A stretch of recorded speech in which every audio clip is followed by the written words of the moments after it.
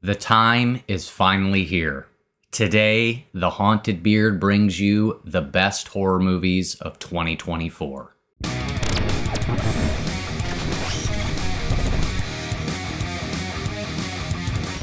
Welcome to The Haunted Beard, everybody. My name is Jake. Thank you for joining me. Well, like I said, it is finally time. Today, I want to give you my favorite horror films of 2024. And how I typically like to do these videos is I don't want to just limit myself to 10 picks. I want to talk about all the movies that I would recommend that I think are worth mentioning and that I think you should watch if you haven't yet. And so today I have 34 movies on this list that I want to bring you today. And I think that is a pretty good indication of how good of a year this past year was for horror. It was a pretty great year. There are a lot of really solid films to talk about.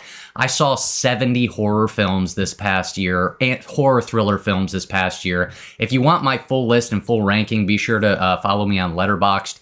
I've got my list on there, but like I said, I'm going to just talk about the ones that I think are the best, the ones that are definitely worth watching. I'm going to keep this spoiler free as well. So yeah, that's all I got. Without further ado, let's do it. So kicking things off at number 34 is A Quiet Place Day One. And while I didn't like this quite as much as the first two installments, I still thought overall it was a pretty solid film.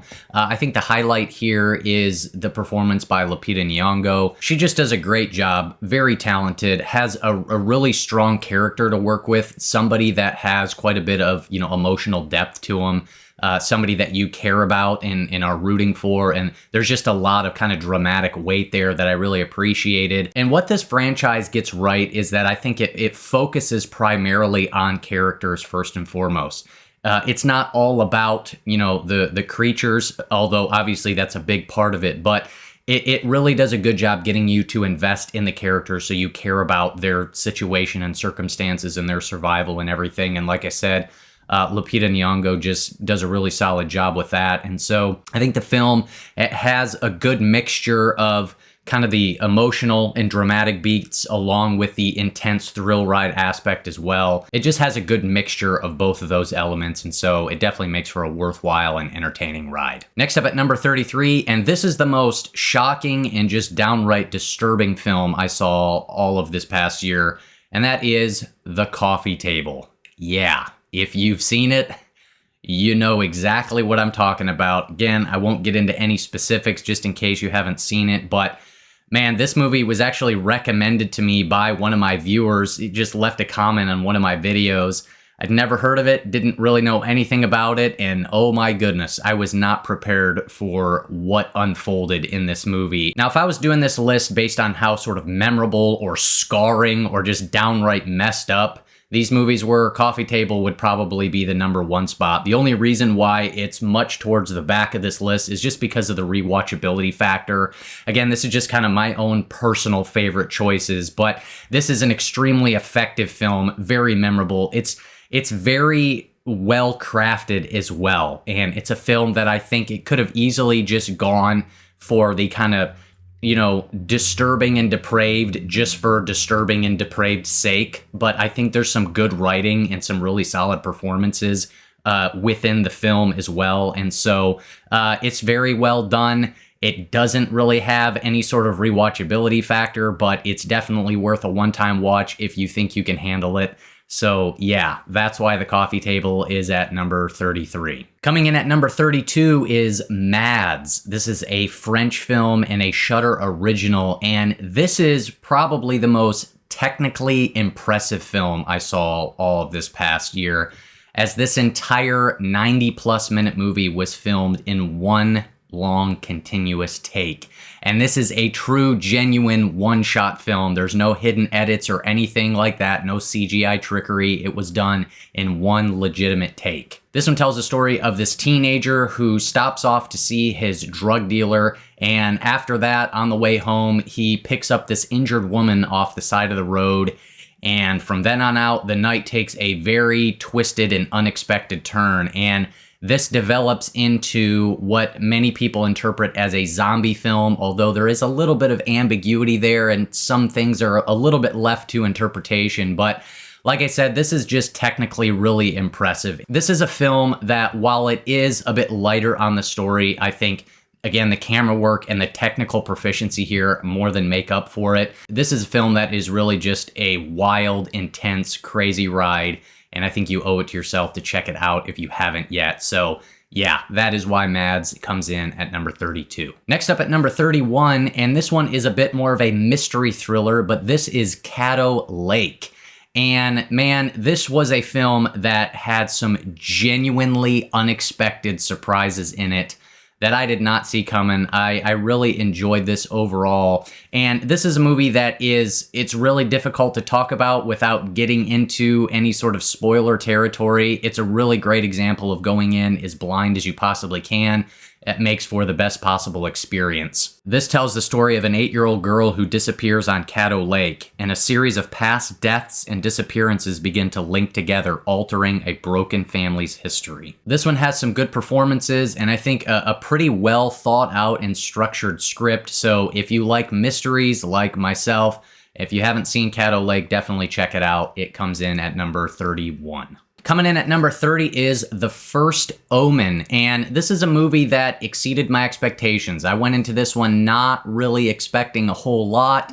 This is a prequel to, obviously, the Omen franchise, and typically I kind of go into these prequel movies with some reservations, but I was pretty impressed with this film overall. And the highlight for me in The First Omen, and I think what really helps it stand out, is just some of the imagery and the visuals here, and just some of the horrific images that are put on screen are definitely going to stick with you.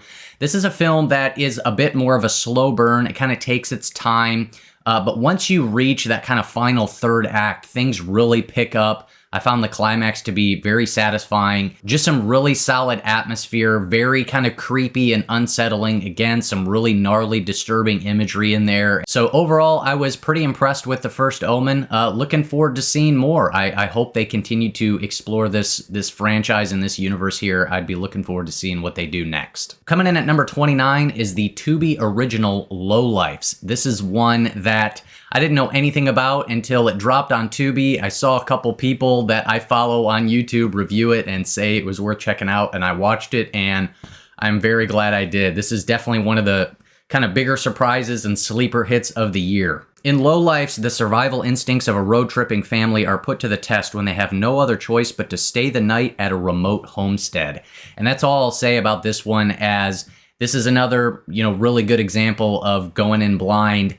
This is just a fun one. It messes with your expectations. It does things that you're not going to expect. And it is a more of a slasher horror film as well. So if you like slashers, definitely check this one out. But yeah, I had a good time with Lowlifes.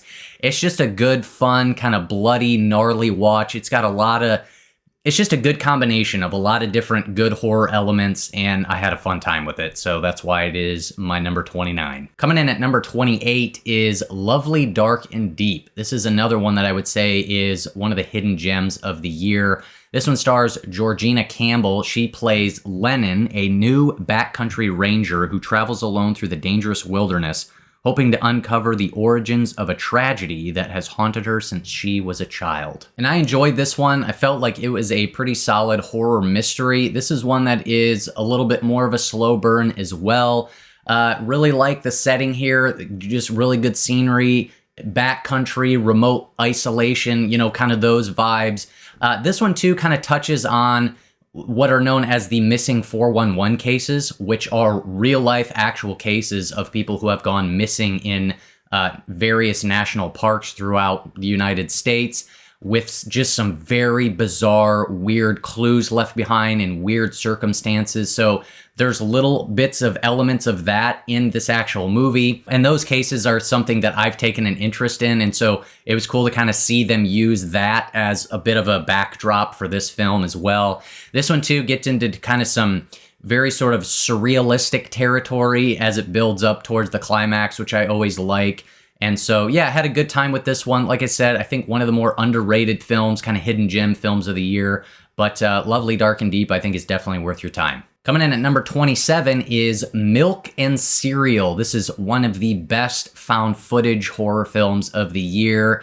And this was written and directed and stars Curry Barker, who is known for his YouTube channel. This is a 1 hour long found footage horror film that was dropped right on YouTube, and you can obviously watch it right now for free. And man, I was just so impressed with this. For a very limited, low-budget film dropped right on YouTube, this kid is extremely talented. I was very impressed with this. In Milk and Cereal, a surprise birthday prank takes a turn for the worse when a popular social media duo must face the reality of the terrifying aftermath. If you like found footage like myself and you haven't seen this, definitely you owe it to yourself to check this out. This guy's definitely got a bright future. Very impressed with this film. It's got some nice twists and turns, some really kind of twisted, disturbing, messed up elements. And it's just a film that genuinely surprised me at a couple different spots. And so it's really fun, a really solid film overall. So definitely check it out if you haven't. Coming in at number 26 is What You Wish For. This is another one of the kind of surprise hits of the year. This one stars Nick Stahl. This is another film. I don't want to give too much away. I would say go in blind, but this one tells the story of a down-on-his-luck chef with gambling problems who flees to Latin America, where he assumes the identity of another man. And this one is a bit more of an outright thriller, but there are still some horror elements in it, and the performance here by Nick Stahl is really good. And once you kind of figure out what's going on in the situation that he finds himself in, it's just a very intense, thrilling situation that really kept me hooked and kept me engaged throughout, as you know, you just want to see how it's all going to pan out and how he's going to navigate the situation. It's another one too that has some good kind of shocking and, surprising moments. And so, yeah, this is another one, man. It was kind of a surprise, unexpected hit, sort of came out of nowhere, but I was very impressed with What You Wish For, and that is why it is my number 26. Next up at number 25 is Smile 2, and overall I was pretty impressed with this follow-up to the original film. You can definitely tell they had a bigger budget in this one, as it just feels bigger. There's bigger set pieces and things like that. And in Smile 2, we follow Sky Riley, a global pop sensation who begins experiencing increasingly terrifying and inexplicable events. A couple of the highlights for me in this one are, first of all, the lead performance by Naomi Scott gives one of the better performances I saw all of this past year. I was really impressed with her. I thought she just brought it. Kind of the emotional range and some of the places she has to go to, she really sells it. I think she just gives a really strong performance overall. There's an opening, 7 or 8 minute long tracking shot with Kyle Gallner that kind of connects it directly to the events of the first film. That was just a really impressive sequence and very well directed and shot that I really enjoyed as well. I'm a big fan of psychological horror, and so this film has some of those psychological horror elements, and overall I thought the horror sequences were pretty effectively done. They have some very sort of memorable, shocking, intense moments in it, and had a pretty good time overall with Smile 2. Next up at number 24 is Cuckoo, and this one stars Hunter Schafer as she plays a girl who moves with her family to this resort in the Swiss Alps, I believe, and she uncovers some very strange, dark, and weird happenings going on. And this is a fun one. Not everything about it worked for me, but overall I really appreciated kind of the ambition of it and just kind of how bizarre it was. It is unique. It feels different, which I really appreciate. And this one too has, I think, one of the best horror movie moments of the year with the bicycle chase scene. It also has a really good performance from Dan Stevens. He really nails just the vibe of this character that he plays. I thought he was pretty great. This one also has a pretty memorable, creature. I don't even know what to call that thing. A very unique and memorable creature in it as well that I've never really seen anything like before. So it gets some originality points there for me. So yeah, overall, Cuckoo, had a good time with it. It's just a fun, twisted, bizarre sort of story that I quite enjoyed. Next up at number 23 is I Saw the TV Glow. And this is a movie that provided one of the most unique experiences of the year for me. This is a movie that it's really hard to kind of explain the vibe that this movie puts off, but it's something that this is a very personal film to the filmmaker, and you can really feel that throughout it, but it really stands out as its own unique thing. Very beautiful movie, nice colors, very sort of, neon glowing type colors. So some really pretty visuals and things like that. I think the performances are also pretty solid as well. Just some good writing, good character work. It's a movie that it's kind of awkward and kind of weird, but in a good way. And I mean those words as a compliment. And it just provides a very sort of unique type of experience that's really hard to explain unless you actually watch it and feel it yourself. And so I just kind of liked the vibes that this movie put off. I liked how kind of personal it felt. I liked kind of some of the metaphorical, symbolic stuff that it gets into. It just makes for, again, something different and something creative. And so I quite appreciated it overall. Next up at number 22 is Maxine. And this is, of course, Ti West's film that capped off the X trilogy starring Mia Goth. And while I didn't like this one quite as much as the first two parts, I'm probably similar to a lot of people. I felt the ending was a bit of a letdown, but the lead up to it was so great. I still felt that, it deserved a spot on my list, and it made it at number 22. This is very reminiscent of some of Brian De Palma's films that he released in the 80s, some of those kind of dark crime thrillers, and very sort of Hitchcockian feel, so much so that they actually filmed some of the movie on the Psycho set and in that sort of backlot area. And so really strong performances all around. Kevin Bacon gives another, solid and memorable performance. So overall, this one just has some nice music to it, has some really nice style. I really like the buildup. Yeah, the ending wasn't quite as satisfying as I hoped it would, but the ride to get there was pretty solid, and I still overall enjoyed Maxine. Coming in at number 21 is Oddity. This is the second feature film from Irish director Damien McCarthy. And McCarthy is 2 for 2 for me. Both of his films I quite enjoyed. He's a guy who is showing to be quite talented when it comes to kind of slow burn suspense, good elements of mystery, and just really solid, creepy and eerie atmosphere. This one tells the story of a psychic medium who goes to uncover the truth behind her sister's murder. And this one has one of the best jump scares of the entire year. Really solid, really memorable, genuinely freaked me out and got me to actually jump, which is a fairly rare feat. So congratulations to Oddity for that. And it's the atmosphere that's really impressive. And if you like that, again, slow burn, kind of very unsettling, gets under your skin, creepy eeriness, definitely check this one out. It also has a really strong lead performance played by Carolyn Bracken. She actually plays dual roles.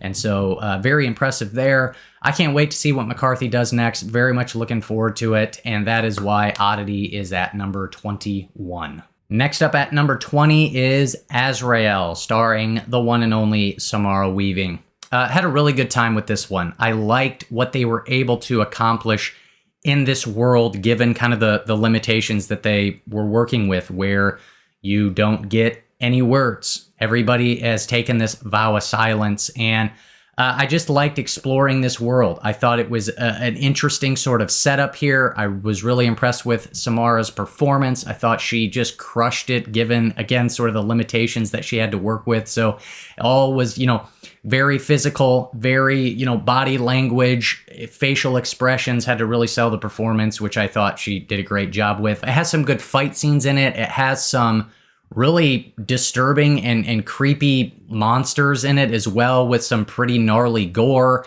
And the climax is freaking awesome. It just vengeance-filled, blood-soaked, very satisfying climax that I had quite a bit of fun with.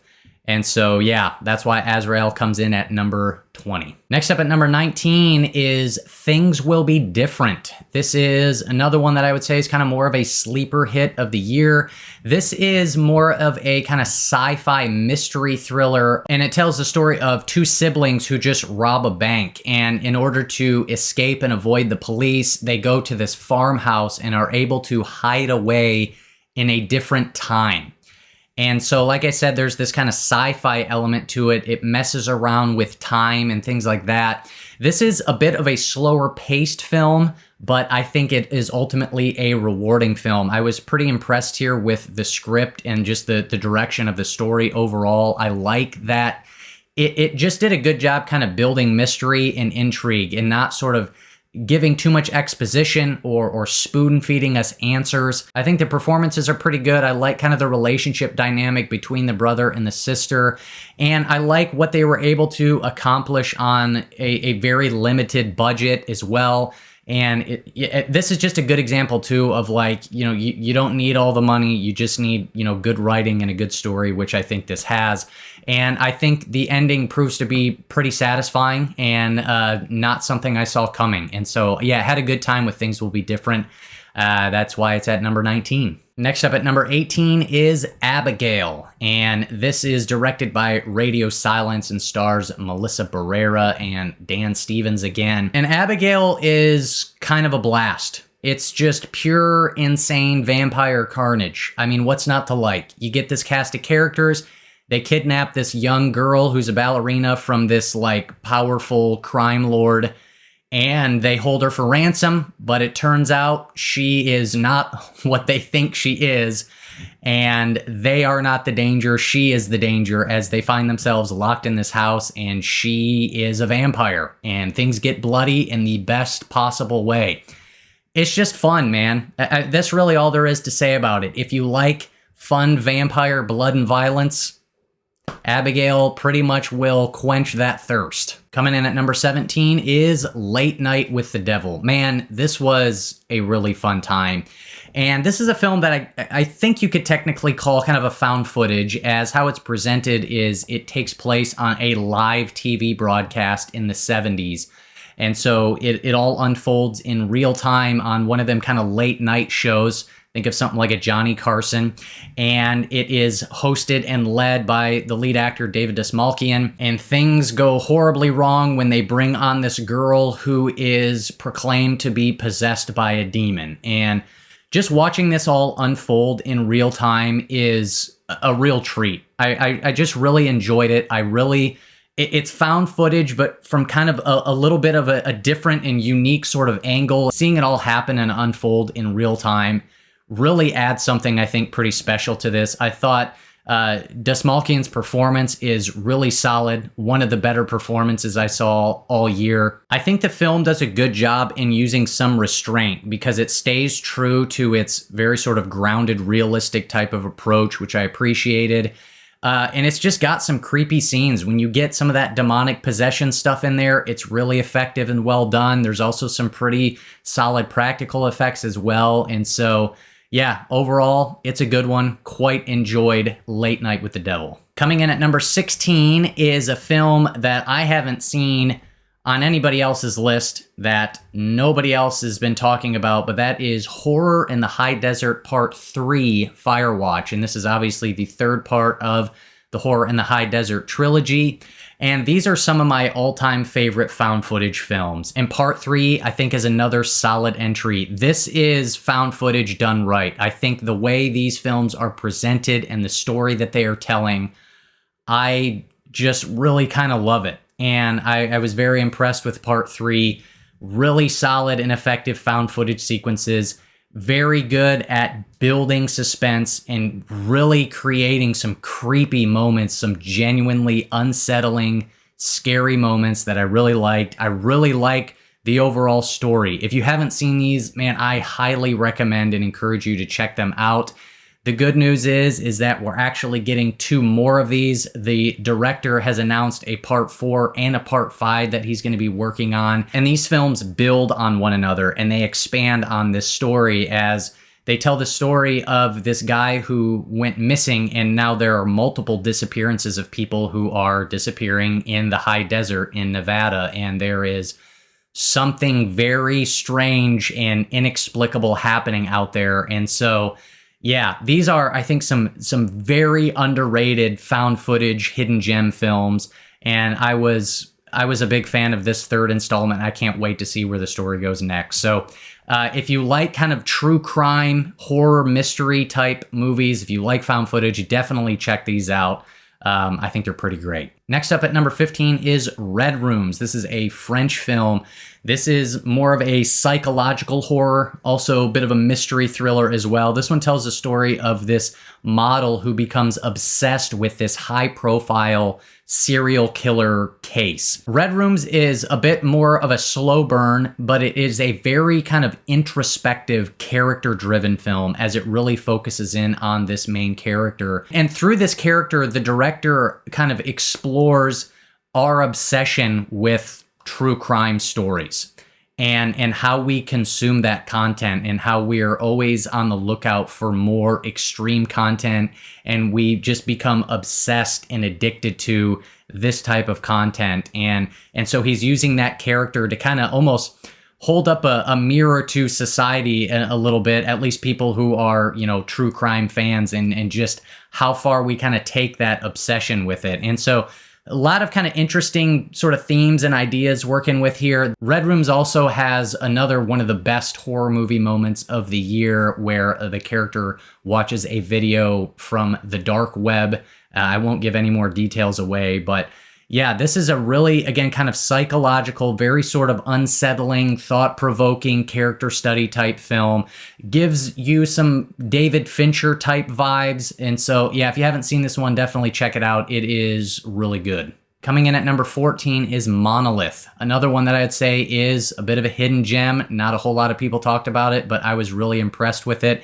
If you like kind of conspiracy theory type thrillers, man, you owe it to yourself to check this out. This one stars Lily Sullivan, who you may know starred in Evil Dead Rise from last year. She plays a journalist who has started her own sort of investigation type podcast, and she uncovers this bizarre artifact that has links to this sort of alien conspiracy theory and all sorts of, you know, secrets and just weird stuff. And what I love about this one is it all takes place in one location, and it's just her, and she does all this investigating on her podcast and on phone calls, and it's just captivating. I really, really enjoyed it. I thoroughly bought in. I was thoroughly engaged.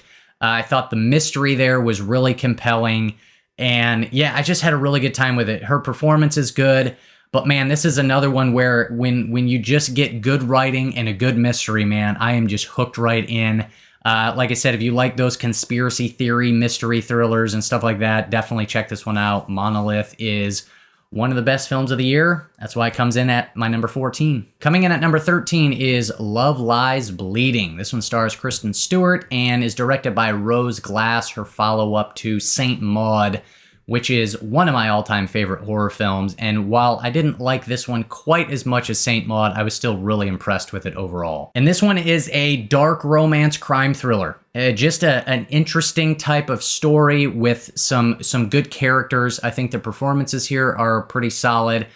This one's just kind of dark and brutal. It kind of just hits you with like an iron club, if that makes any sense. It just has some really intense, dark crime elements to it. Ed Harris's performance is also really solid, and it builds up to a pretty memorable ending. And yeah, I had a good time with Love Lies Bleeding. Very much looking forward to seeing what Rose Glass does next. Coming in at number 12 is The Last Stop in Yuma County. I'm going to say it again. I feel like I've said it a lot throughout this video, but this is another kind of hidden gem type movie. This is a more or less single location crime mystery thriller. If you are a fan of the Coen brothers and some of their films like Fargo or Blood Simple, man, you definitely need to check this one out. This one stars Jim Cummings, and he plays this traveling salesman who becomes stranded at this rest stop, and he's at this cafe, and he becomes involved in a hostage situation when two bank robbers enter this cafe, and tensions rise and things get very tense and crazy. And I just loved how this thing all played out. There are a little bit of Western vibes in this, also some film noir vibes as well, which I'm a huge fan of film noir. So you get kind of those, gritty crime mystery thrillers, man, I'm all in. And this one delivers. It has good pacing. It has good characters. It keeps you guessing. Nice twists and turns and, unpredictability throughout it all. Had a really good time with this one. Highly recommend. The Last Stop in Yuma County. Coming in at number 11 is Leroy, Texas. And this film is like a perfect pair with the previous entry. This is another kind of crime mystery thriller as well. Also some little bit of Western vibes, a little bit of noir vibes in there. This one, though, has more of a dark comedic edge to it. This one tells the story of this guy named Ray, and he discovers that his wife is cheating on him, and he decides he's going to kill himself. But before he offs himself, he gets mistaken for this low-rent hitman. And based on that event, it opens up a very thrilling mystery story with, again, some kind of nice dark comedic elements to it. This one stars Steve Zahn and Dylan Baker, who plays a hitman. And this is another one, reminiscent of some of them Coen Brothers movies. If you have seen the previous film, definitely check this one out, vice versa. If you like, again, just some of those kind of wild, crazy, unpredictable sort of crime mystery thrillers, definitely check this one out as well. Okay, everybody, top 10 time. Here we go. Coming in at number 10 is Furiosa, the Mad Max story starring, of course, Anya Taylor-Joy and Chris Hemsworth. And Furiosa is just pretty epic. I mean, what can you say about it, right? The performances are obviously really great. Hemsworth is fantastic.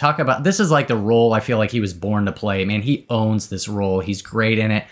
Look, the movie is gorgeous. The visuals are absolutely over the top. The effects work and the practical effects and the action sequences are just phenomenal. Over the top, so well done, so well directed, so well edited. Everything about it. This world is incredible, and George Miller continues to explore this world in very interesting ways. I hope he continues to bring us more chapters from this world. I'm very much looking forward to it.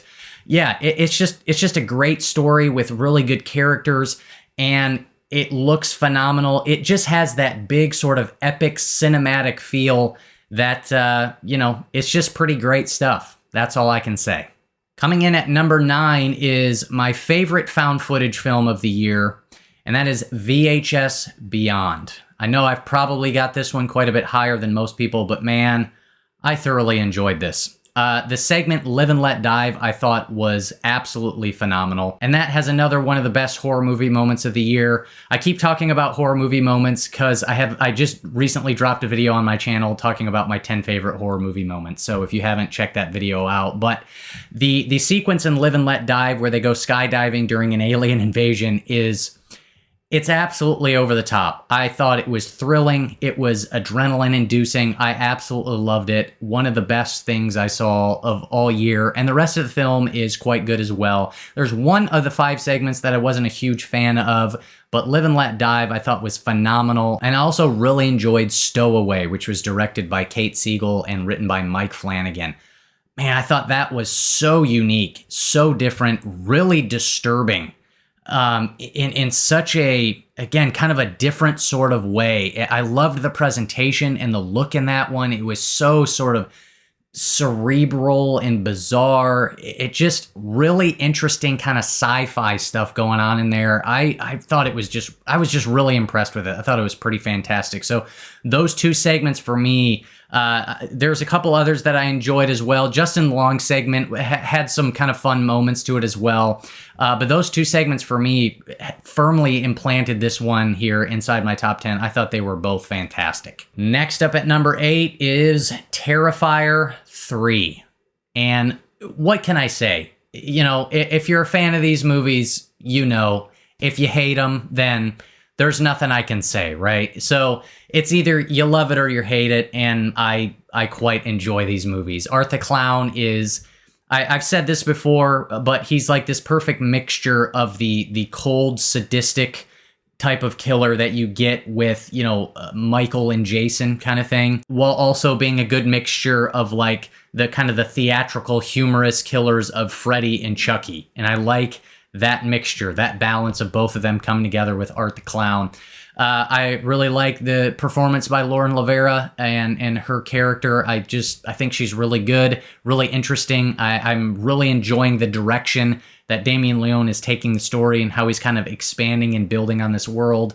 And I mean, the kills they're outrageous. They're completely insane.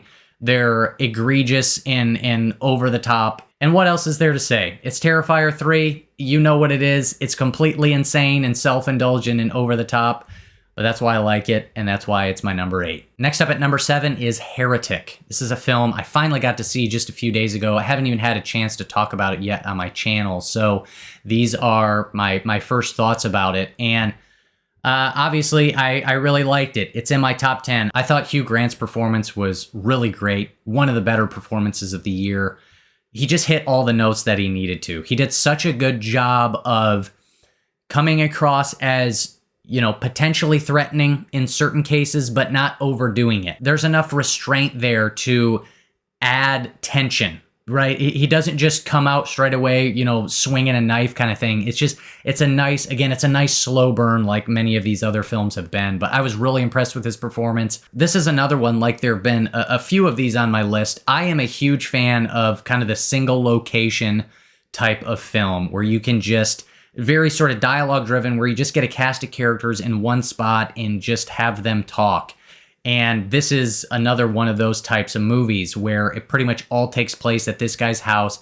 This is a film that you could see pretty much being turned into like a stage play. And I just love that type of presentation, very dialogue driven, because it gives way to very interesting conversations, very thought-provoking themes. And I love religious horror. I love psychological horror. And this is a great combination of that religious and psychological element. And really liked the script here, really liked the characters and the performances. And it just opens up, I think, some really interesting and thought-provoking ideas and conversations. And I like, too, that the film felt balanced enough to where it didn't seem like it was specifically attacking one belief system too much over the other. And while the two lead girls are Mormons, and so a lot of the criticisms that Hugh Grant, brings up is directed at them, but some of the responses that they have to him, it kind of makes it sort of an even playing field, that I felt like, to where these are questions that not just maybe specifically religious people have to consider, but also people who are not religious or people who believe in God have to consider, but also people who don't believe in God. And so I just liked the balance there. I thought either way, no matter where you're at, what your worldview is, or religion or belief system is, there was something that I felt like everybody could kind of think about and chew on and could take away from it. So I really like that. One of maybe the most thought-provoking film of the year, certainly one of the top few. So I was really impressed with it. I really liked Heretic, and that's why it's my number 7. Next up at number 6 is Infested. Man, this was such a blast of a film. And I have talked about this movie a few times now. It showed up on my best horror movie moments of the years video. Again, check that out if you haven't. This movie is just so much fun. And this coming from a guy who is not a big fan of spiders. And so this movie creeped me out the proper amount, I'll just say. It really kind of got under my skin. It was very effective. It's just so much fun. I'm not typically a big creature feature sort of fan. It's not one of the genres that I necessarily gravitate to or run out and see. But man, this movie delivered it. If you even slightly have a problem or a fear of spiders, this thing is going to mess you up for a while. So many great sequences, just edge of your seat, white knuckle thrills and tension. And spiders have never been scarier, man. Really impressed with this. This is the best Shudder film of the year. And yeah, it's a blast. I thoroughly enjoyed Infested. Okay, we have reached the top 5, and here we go. Coming in at number 5 is going to be Strange Darling. One of the most unpredictable and fun movies of the year. This film, for me, has the best usage of editing and the most effective usage of editing. And the way this film is put together and structured, it makes the movie. And I love that about it. I think Willa Fitzgerald gives one of the top 2 probably best performances of the year. I thought she was fantastic. Kyle Gallner is also really good. I don't want to say much more about this one because if by chance you haven't seen it, it's another one, go in blind, man. I love the chapter structure, how it's told out of order, gives you a little bit of Tarantino type of vibes there, but it is surprising, it's shocking, it's unexpected, it's tense, it's thrilling. The performance, especially by Fitzgerald, is phenomenal, and her character is wow. That's all I'll say. This is a great one. If you haven't seen it, you gotta check it out. Coming in at number 4 is going to be Alien Romulus. And I feel like this might be the most divisive film of the year, but man, I really, really liked it. I thought what Fede Alvarez did here was phenomenal. I think his directing talent is pretty incredible. This has just some of the best sequences of the year. The alien blood and zero gravity, I mean, my goodness, phenomenal sequence. The scene with the face huggers, phenomenal sequence.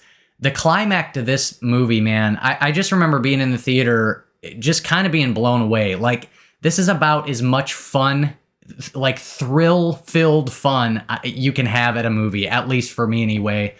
I had such a good time with this. I can't wait to see what the next chapter of this franchise gives us. At least I hope we're going to get one. I would love to see Alvarez do a follow-up to this. It gives me some hope for the future of this franchise. I'm probably repeating what many people have already said, but it feels like it kind of gives it new life, and it's gotten me excited again about the Alien franchise and the future of it. Very impressed with the practical effects work as well. Yeah, man, I don't know what else to say. I just had a really good time with this. I bought into it. I really, really enjoyed it. All right, we have reached the top 3, and I feel like any one of these 3 could be my number 1 on any given day. All 3 of these are pretty fantastic. But as of right now, my number 3 is going to be Nosferatu. Look, I just released a full 15-minute review for this thing. I have reviews for, I think, just about all of these movies. So if you want more in-depth thoughts for any of these, check out my 2024 movie reviews playlist. But anyways, yeah, Nosferatu, it's pretty fantastic. I'm going to just go ahead and definitively call it the most beautiful and visually incredible, film of the year. Robert Eggers him and Ari Aster are my favorite directors working in horror today, and some of just my very favorite directors, period. This guy just has an incredible vision, and what he is able to take from his mind and get it on screen, it's very impressive, and he's extremely talented. This movie is beautiful. It's a gothic, dread-filled nightmare, and it's phenomenal. Bill Skarsgård literally disappears into this role, unrecognizable. So impressed with his performance. I was really impressed with Lily Rose Depp as well. I just really like this story. I've gone back recently and rewatched 2 of the previous versions, with the original from 1922 and then the follow-up in 79. And so even being as familiar with the story as I was, it didn't take anything away. It made me even appreciate this rendition and this kind of, Eggers' vision for it all the more. And I can't wait to watch this again. It's just a pretty phenomenal film all around. And yeah, that's why it's my number 3. Next up at number 2 is going to be Longlegs. And this is another one that I feel like it was a bit divisive.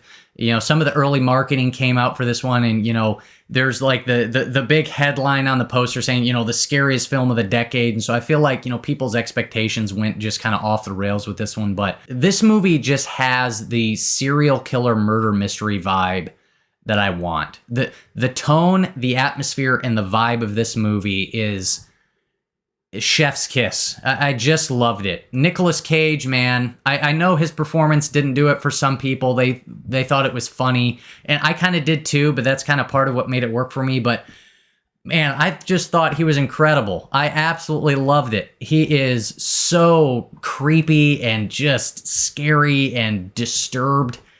The atmosphere, man, just the atmosphere, the feeling that I got while watching this movie, it was just, it's what I want. It's one of the best things, that sort of serial killer murder mystery vibe. I loved it. I thought Micah Monroe was also really solid. I thought a really compelling mystery. I thought this is another movie that I felt like kind of had some interesting themes and ideas. Not everything was very sort of clear-cut or spoon-fed, so I appreciate some of the ambiguity, some of the things that were maybe left to interpretation as well. A beautiful-looking film in its own right as well, some really good cinematography. I really like how Oz Perkins shoots his films. This is probably the second most beautiful movie of the year, or visually appealing film behind Nosferatu, but yeah, I just like his visual style. I like the vibe and the pacing in this thing. I was just really impressed with it, and so that's why it's my number 2. All right, everybody, coming in at number 1 for today anyways, and the reason why this came in at number 1 is this just gave me the best experience overall of any movie this year, and that is The Substance. And I feel like I'm probably going to be like a lot of people. I feel like a lot of people are going to have this movie, if not at number 1, certainly in the top couple of the year, but it just deserves it. This movie is phenomenal. I was so impressed with Coralie Fargeet's directing.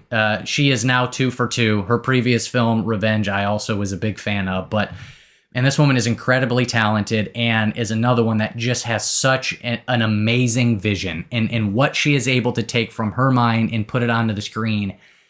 It's just incredible. This film hit like every single kind of emotional beat and every single feeling that I want when I watch a horror movie. Throw whatever sort of wild, crazy adjective you can at this movie and it works.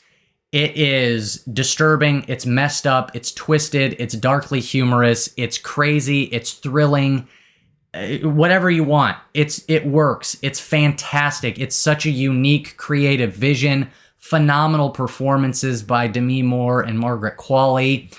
And it just works. Everything about it, man. Every scene, it just works. It's effective. The body horror is off the charts. The practical effects are top-notch. The climax of this movie is so incredible and so memorable.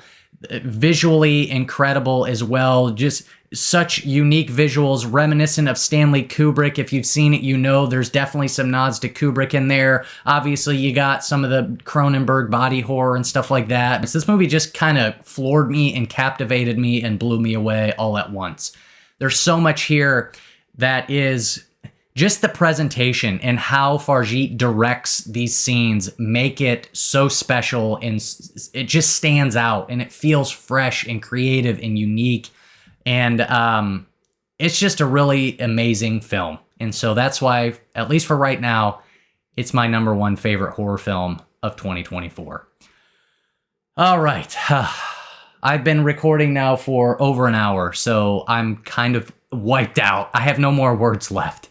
That's all I got for you, everybody. Thank you so much for watching. Hit me up down below. Let me know some of your favorites of the year. Would love to hear from you.